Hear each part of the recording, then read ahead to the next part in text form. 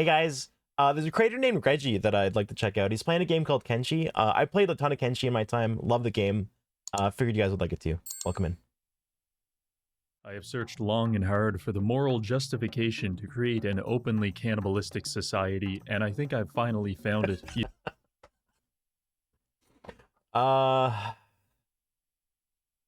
Yeah, I've been there. Yep.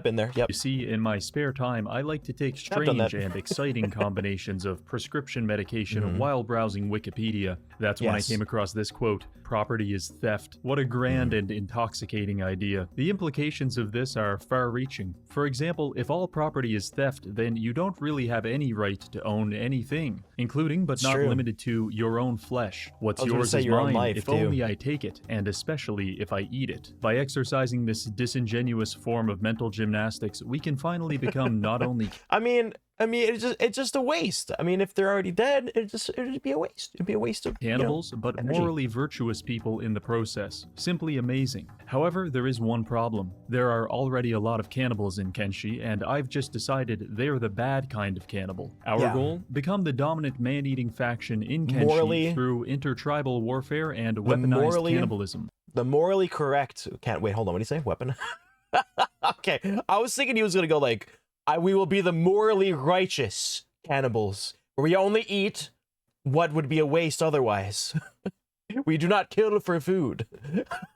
Well, I guess, I don't know, different strokes for different folks, I guess. Let's begin. Here we are, a gaggle of would-be people eaters with nothing but a dream and an insatiable appetite. The first thing we need to take care of is securing some kind of food source. However, gosh, I can't wait. I actually can't wait for Kenshi 2.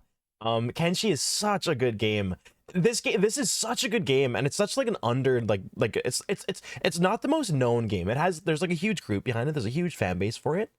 Well, kind of like, but I feel like this game deserved a lot more success than I think it got, and I really hope Kenshi 2 like really goes above and beyond and gets the love that it deserves, because this game is just phenomenal. Typical honestly. Kenshi cuisine won't do. We need human flesh. The key to acquiring this item, whether it be in Kenshi or in real life, is to prey upon members of society who are physically or mentally incapable of stopping you from repossessing their internal organs. Typically, as the player, that would be us, but there is...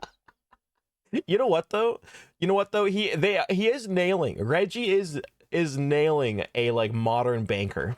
There's one faction even more pathetic than Reggie's man-lovers, the Hungry Bandits. So we set out at once to locate and consume them. After an extensive period of aimless wandering, we managed to locate a small herd of bandits, which we subsequently engaged in combat. This is important. I love how he's even talking about them like livestock. Not only to feed ourselves, but to train our combat skills, thus allowing us to climb to a higher position on Kenshi's food pyramid. We fought for some time, and after creatively rearranging their skeletal structure, we managed to render 3 bandits unconscious. All we have to do now is open their inventory and withdraw a lethal amount of human flesh. As far as food goes, this isn't much, but then again, I'm not sure what I was expecting from a gang known primarily for their own starvation. Now listen, I love chasing down and eating the homeless as much as the next guy, but if we want to get serious about this, we've got to take it to the big leagues. I'm talking about the Cannibal Plains. We set off on our journey northward to our ancestral homeland. Upon arriving, we were greeted by a gang of hostile... I will admit, I haven't played Kenshi in a while. It's been a minute. It's been a little bit. Cannibals that had new and compelling ideas about dismembering us. However, I wasn't interested in that, so I led them into a squad of tech hunters who massacred them entirely. We managed to acquire some decent loot from this encounter: armor, weapons, edible necklaces made of human ears, and of course, we were also able to remove their heads. This kills the cannibal. We collected as many body parts as we could and headed westward to a fishing village where I sold the shopkeeper no less than 35 decapitated heads. I don't know why she kept buying them or what she's using them for, but until the police get involved, I'm just going to keep taking the money. We spent the night here recovering from some wounds while listening to the near constant screams of agony echoing across the open plains. I guess. Peaceful, really. Now, of course, we all know He's so that there's peaceful. absolutely nothing wrong with a diet of human ears. However, the refined man knows where the real nutrition is. It's in these bad boys. The Department of Agriculture doesn't want you to know this, but a single human limb can contain as much as 90 nutrition. If we want to have any hope of creating cannibal utopia, we're going to need a lot of limbs. Fortunately, they're all around us. We just need some kind of meat processing plant capable of harvesting them. It took us a few days to gather the necessary resources, and a lot of people had to die, but eventually we were able to start a base. I decided to name our settlement Meat Cove. Our Meat base is pretty modest, just a dilapidated shack. Guys, if you ever have the opportunity to go to a place called Meat Cove, and if the people who invite you are like particularly strange, yeah, don't go. Yeah, don't go. Really, with an Do industrial yourself a potato favor. peeler inside, but it's a good start. The nice thing about this biome is that you can't go more than 5 feet without encountering a dead body, and so production was well underway. Oh After my only a few God. hours, we had already produced dozens of limbs. My They have goal like at a this human. point was to They have a human shawarma machine. stockpile as much nutrition as possible to last my us for God. the rest of the challenge. But eventually we ran out of dead bodies, and so we had to turn to the more lively ones. Despite our fierce appearance, we are still fairly weak, and we certainly It looks can't well-fed. defeat other That one looks cannibals well-fed. yet. However, we can harass the innocent, specifically the holy farmers. Every day we travel south to hunt holy farmers, and every night we eat them and throw away the spare parts. For the most part, they don't put up much of a fight. In fact, their only defense mechanism seems to be the ability to undergo extreme rigor mortis while still being alive. Personally, spare I find their parts. impression of Tetris blocks to be rather unsettling, so maybe this tactic is working. Regardless, our harassment of the peasantry has caused the holy nation to become hostile to us. This gives us You about a know- 40% chance I don't know if this particular video is going to sell Kenshi to people, but it is a good game, guys. I promise it's a really good game. Okay. of being enslaved and crucified, but a 100% chance of never having to go to prayer day ever again. That's a risk I'm willing to take. Now, with a surplus of food, we are finally in a position where we can start vying for control of the cannibal plains. But what does that mean exactly? How can we supplant the current cannibal factions and establish our dominance? Well, the cannibal leadership is composed of the mighty Canhead, the Meat Lord, and the Grand Cannibal Wizard. I believe if we can defeat and cannibalize each of these public figures, their armies will have no choice but to recognize us as the alpha cannibals and submit to our authority. But if we want to stand any chance of accomplishing this, we're going to need to expand our roster. To do this, we will need to kidnap other cannibals.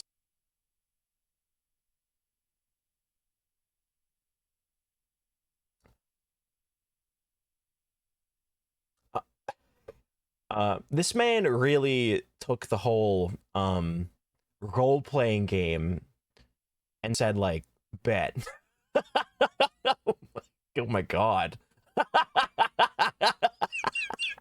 Oh my goodness. And to take them to our patented re-education camp, whereby they will either be recruited or processed into Swedish meatballs. Normally, we'd have to be very proactive and actually go out looking for our targets. However, the cannibals are extremely territorial, and they've been sending weekly raids to our base for about a month now. Up until this point, we've been using the tried and true method of hiding in nearby foliage whenever we would get raided, and it's kind of amusing watching 50 cannibals slam themselves into the side of a building like it's some kind of clown car, but finally, it's time to fight back. We erected some basic walls around the base and utilized the classic water maze strategy. All approaching enemies will have to swim through several Olympic-sized swimming pools before they even have the opportunity to attack our gate. Not too Personally, bad. this would be enough to dissuade me, but just to be safe, I've also mounted several high-powered laser rifles to the ramparts, which we will use to scorch and vaporize our enemies on approach. This will make their swim That's considerably reasonable. less enjoyable. You might think it's kind of weird that a group of illiterate tribesmen have laser turrets, but it was It's surprisingly really like it's honestly like the Rimworld method, honestly, where like you just like You just build like a really big path with a bunch of traps in it, or like turrets and shit, and then they'll just always just walk through it. Easy to research, and honestly, I'm morbidly curious to see how these doughy little bastards stand up to space-age technology. We built 6 of these turrets, and we didn't have to wait long until a local cannibal faction decided to investigate. It's now time to set our phasers to cannibalism. Our enemies began doggy paddling their way through the maze, but little did they know they were entering the only laser light show with a 100% mortality rate. Our lasers began ripping their ranks apart, and it didn't take long before we had over 20 enemy cannibals in various stages of decomposition all throughout our pool. Luckily, we managed to fish out a couple live ones and nurse them back to health. We repeated this process every couple of days. More attacks, more meat, more recruits, more turrets, rinse and repeat. After a few weeks, we managed to bolster our numbers to 20. Personally, 20 is my upper limit, because manually feeding this many people makes me wish I was born in the Congo, where all I'd have to worry about is drinking brown water and avoiding landmines. Automatic feeding is really would shaping up though. Nice. We've managed to stockpile a fairly impressive amount of human limbs, and we're even branching out into the fine dining experience. No longer will our men be subjected to eating chunks of raw meat like some kind of wild animal, because now Chef Thumb Thumb is cooking up a wide selection of the finest delicacies in all of Kenshi. Eyeball soup, severed finger fries, and of course, human skin. Just your average British cuisine, really. Oh man. Oh man. Why is this my first Reggie video? Why did I have to watch this one? Why, of all Reggie's videos, why this one? I don't know why. I was like, ooh, Kenshi. I was like, oh, Kenshi. I love Kenshi. I love that game. Let's have a look. This seems interesting. Oh, you know what? Maybe I should use my brain sometimes a little bit. But it's all happening here at Meat Cove. Apart from that, we also began some basic weaponsmithing. By manufacturing our own weapons and armor, we can provide ourselves a very unique advantage over all those naked savages. They look like they're fresh out of a horror movie, man.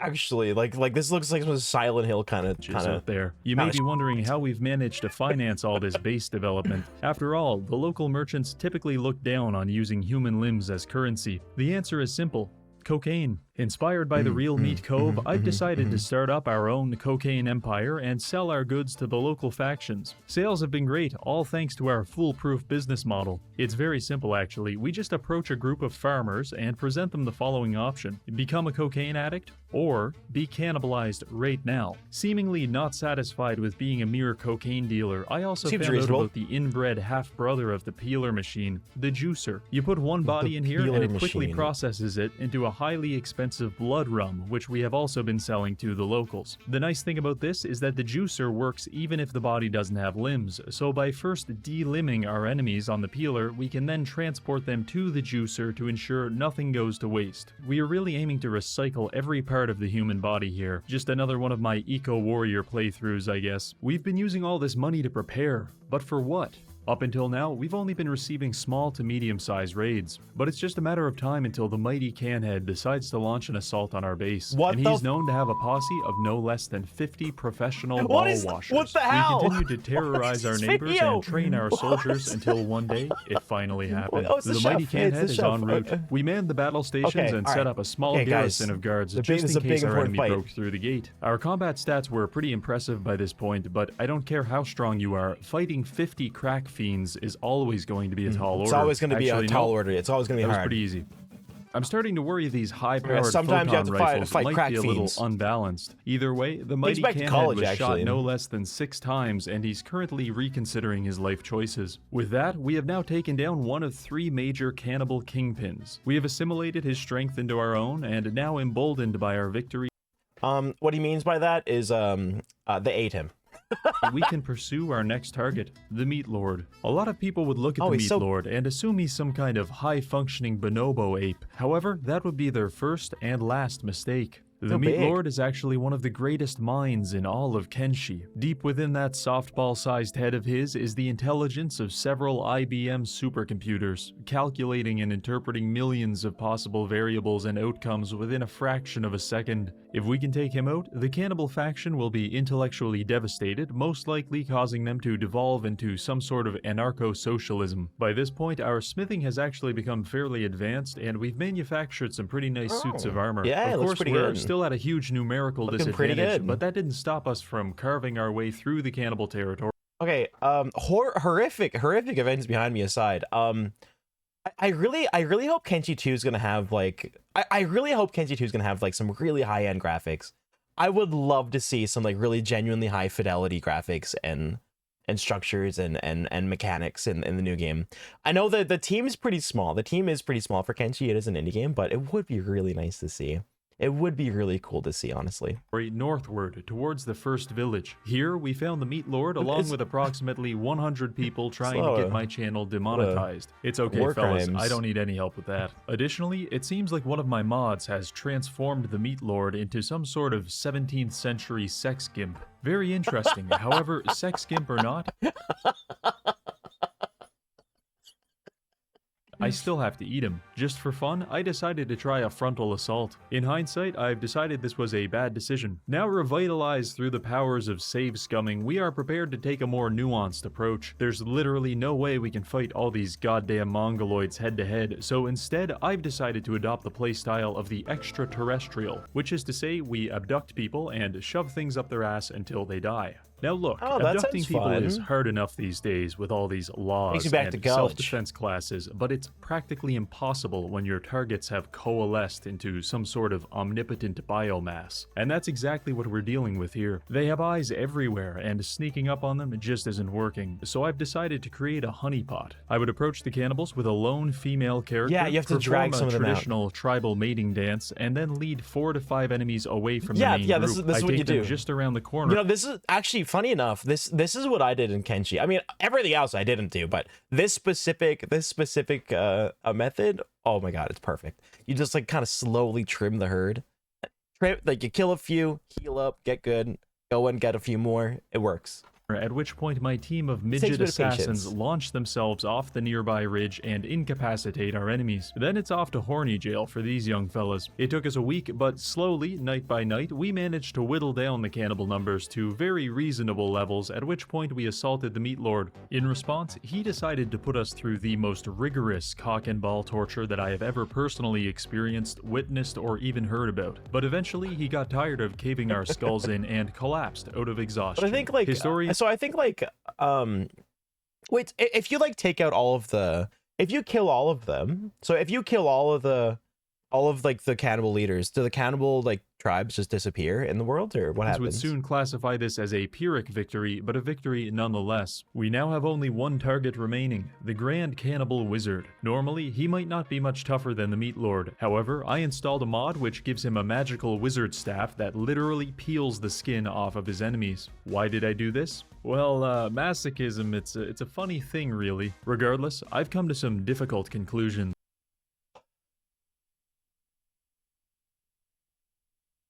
You made it magical? What the hell? What the fuck? Dude! We are not strong enough, and since we can't afford to increase our numbers, our society will need to evolve into a more militarily capable form. There's a lot of options in Kenshi. We could become a gang of kung fu masters, crustacean crusaders, or even the YT-1300 Millennium Falcon. However, our decision would ultimately depend on the enemy we're fighting. So what exactly is the apex predator of illiterate tribespeople? Well, I spent some nights researching this, and that's when I realized it's the British colonial army. After weeks of research,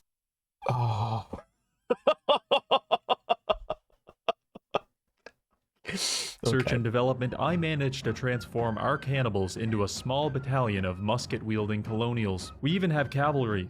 Sort of. Historically, there are plenty of accounts of a small number of British colonizers defeating thousands of tribal warriors in combat. I'm hoping we can replicate that success in our war against the cannibals. Don't worry though, we're still cannibals, just fancy cannibals with guns and powdered wigs. There is, however, one issue. The British Army was known for many things, but they weren't known for their use of quadruple amputees, and we've got a lot of them laying around. They can't fight, and I didn't really want to feed them anymore, so I just kind of dropped them in the ocean. After recruiting a few more cannibals, we're back at full fighting power. Now you may be wondering just how effective these muskets are. Well, fortunately, we had an opportunity to test them earlier when we were attacked by 4 cannibals. Here's what happened. 4 cannibals break into our base.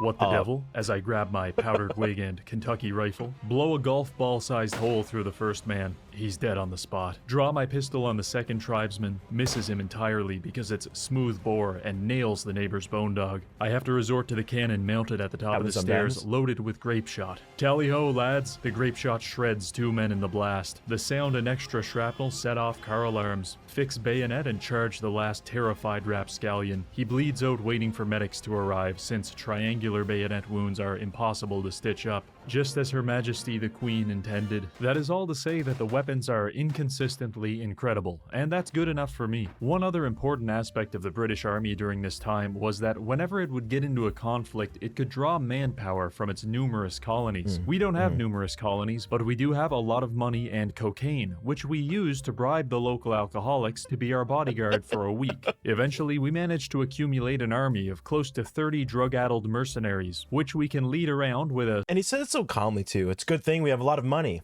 and cocaine.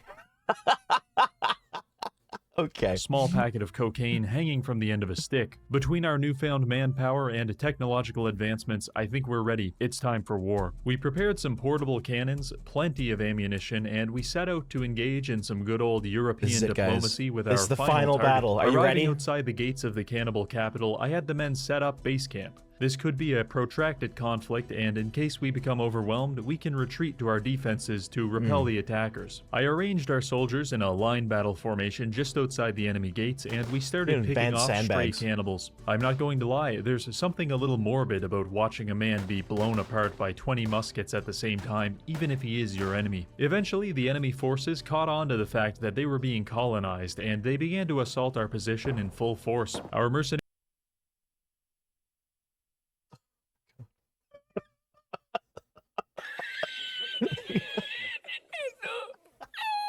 We had to catch on to the fact that they are being colonized.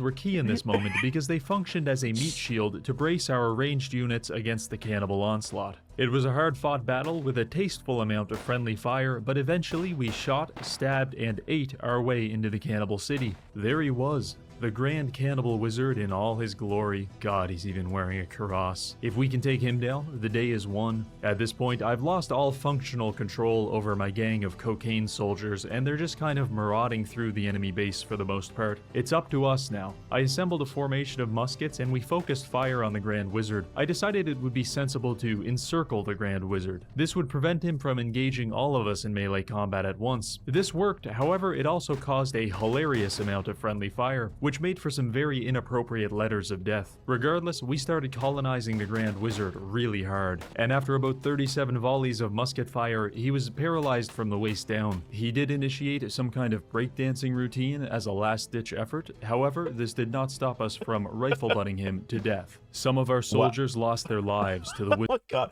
dude, they beat him to death with their wizard's long-distance peeling, but that's a small price to pay for absolute cannibal dominance. Fighting persisted throughout the day, but eventually we managed to quell all rebellions. Now in control of the cannibal capital and without any enemy leaders remaining, we are the dominant cannibal faction in Kenshi, and our challenge is complete. We have created a thriving cannibal empire. I don't know if we should be celebrating this. You know what I mean? Like a part of me, like I feel like a part of me wants to celebrate. It's like, yeah, we did it, yeah. But at the same time, it's like, well, we did it, but should we have?